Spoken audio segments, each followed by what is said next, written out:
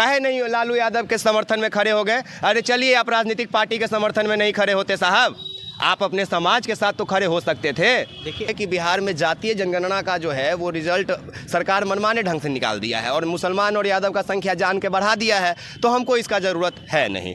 तो नमस्कार, और मेरे साथ खास बातचीत करने के लिए विकास राज एक्सपोज मीडिया के CEO हैं और हम इनसे आज बात करेंगे 2024 के लोकसभा चुनाव में। आने वाले दिनों में बिहार या भारत में अपने लोकसभा चुनाव होने वाला है और उस लोकसभा चुनाव में एक गेम बीजेपी ने खेला है, वो भी मध्य प्रदेश में। क्या मध्य प्रदेश का असर बिहार में कितना दिखाई देगा? विकास जी, आप सवाले उल्टा कर रहे हैं। मध्य प्रदेश का असर बिहार में नहीं दिखेगा, ये बिहार के असर दिख गया मध्य प्रदेश में।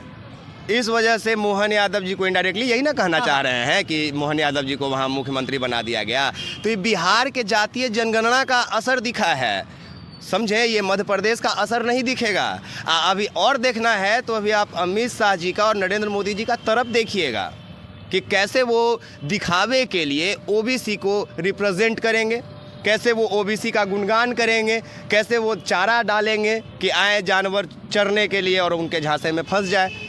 अच्छा विकास जी, मैं आपको एक क्वेश्चन याद दिलाता हूँ, या आप जानते भी हैं, मेरे तरफ से क्वेश्चन है, बिहार में किस यादव को नेता बीजेपी प्रमोट करेगा? बिहार में किस नेता को बीजेपी? मैं आपको इस पे दो ऑप्शन देता हूँ। एक ऑप्शन है जिसको फुटबॉल की तरह ढकेल दिया जाता है, दूसरा ऑप्शन जिसको स्टूल पे साइड में बिठा दिया जाता है। आप किस तरफ जाना चाहेंगे, ढकेला हुआ फुटबॉल के तरफ कि कहीं साइड में बिठाया हुआ स्टूल के तरफ? एक रामकृपाल यादव, दूसरा नित्यानंद राय जी, आप बताइए क्या लगता है? आपने दोनों से बाहर रख दिया जाता है। देखिए विकास जी, आपने सही आप नाम लिए। क्या आपको लगता है 2025 का विधानसभा चुनाव होगा या 2024 का लोकसभा चुनाव होगा, तो फायर ब्रिगेड या मतलब स्टार प्रचारक के रूप में यादवों को वोट तोड़ने के लिए क्या इन दोनों नेताओं को में से किसी को एक बड़ा चेहरा बनाया जाएगा, जैसे कि सम्राट चौधरी को बीजेपी ने बड़ा चेहरा? मुझे नहीं लगता है कि बिहार के यादव और मुसलमानों का ज़रूरत हमारे केंद्र में बैठे नेताओं को है, क्योंकि केंद्र के सबसे बड़े नेता, सबसे से तनी मनी कम नेता, गृह मंत्री जो है अमित शाह जी, सबसे बड़े तो प्रधानमंत्री हो गए, उससे भी बड़े राष्ट्रपति जी हैं, लेकिन तनी मनी कम गृह मंत्री में आते हैं अमित शाह जी। वो आए थे बिहार मुजफ्फरपुर में नवंबर के महीने में, शायद 5 नवंबर का वो दिन था, आए और भाषण दिए और कहते हैं कि बिहार में जातीय जनगणना का जो है वो रिजल्ट सरकार मनमाने ढंग से निकाल दिया है और मुसलमान और यादव का संख्या जान के बढ़ा दिया है, तो हमको इसका ज़रूरत है नहीं। तो अब पता नहीं ये बाकी कौन से यादव को वो लेके आएंगे बिहार में स्टार प्रचारक बना के, चाहे मुख्यमंत्री का फेस बना के। जो यादव तो रहेंगे लेकिन यादव नहीं रहेंगे, क्योंकि अमित शाह के हिसाब से तो यादव उनका है नहीं, तो जो यादव को लेके आएंगे या तो यादव नहीं रहेगा या तो यादव बनावल यादव रहेगा।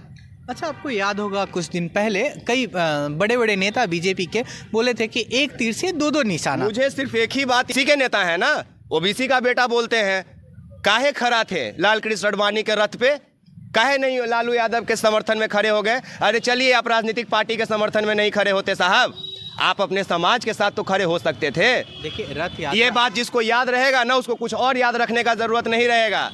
हम आज ठगने जाने वालों में से नहीं है, आज हमें आप लॉलीपॉप नहीं दे सकते हैं।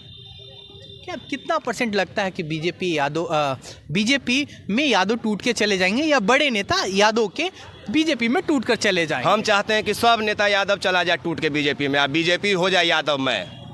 अच्छा, एकदम बढ़िया भी विलय कर ले, लेकिन पूरा नहीं बोला। मध्य प्रदेश के मुख्यमंत्री बनाया गया, मुझे अच्छा नहीं लगा। मोहन यादव को हमें अच्छा नहीं लगा। हमें अच्छा तब लगता है जब मोहन यादव जी को आरएसएस में वरिष्ठ पद पे बिठा दिया जाता। मोहन भागवत के जगह पे कोई यादव क्यों नहीं जा सकता है? क्या आरएसएस के जो पैनलिस्ट हैं उसमें कोई ओबीसी के लोग हैं? उसमें नहीं है, बहुत लोग हैं। आप जाके देखिए, मानिए बहुत सारे लोग हैं। विकास जी, मैं बता रहा हूँ बहुत सारे लोग हैं। अरे मालिक आरएसएस में बहुत लोग हैं। आरएसएस जो ऑपरेट कर रहे हैं, मैं उन लोगों की बात कर रहा हूँ। एक वीडियो दिखाइए, हमने बिहार का बात किया। बिहार में आरएसएस है, ये नहीं है। पहले बिहार में आरएसएस को अपना पैठ मजबूत करना चाहिए अगर मेरे हिसाब से, क्योंकि आरएसएस को तो यहाँ से खदेड़ के भगा दिया गया है। धीरेन्द्र शास्त्री जी आए थे बिहार में, 4-5 दिन का कार्यक्रम था, 2-3 दिन पहले उनको बोरिया बिस्तर समेट के जाना पड़ गया। देखिए बाबा आए या ना आए, हमने देखिए मेरा बाबा को प्रोजेक्ट करना, देखिए बाबा है उनको प्रोजेक्ट। मेरा क्वेश्चन सुनिए, क्या कितना % टूटेंगे? 1%, 2%, 0%? बस परसेंटेज बता दीजिए। तो 1-आध % टूटियो गया तो क्या हो जाएगा भाई? नहीं, मैं ये बिल्कुल नहीं कहूँगा कि यादव टूटे वाला है, मैं बिल्कुल नहीं कहूँगा। मैं कहूँगा कि टूट जाएगा। चलिए 2% टूट जाएगा, ठीक है। याद रहता है, और वो है लालू प्रसाद यादव का बिहार में अडवाणी जी का रथ रोक देना और उसी रथ पे नरेंद्र मोदी जी का सवार होना। वो भी हो सकता है कि बीजेपी यादव को तोड़ने में लग जाए और कहीं उनके अपने कोर वोटर समाजवाद के साथ ना हो चले।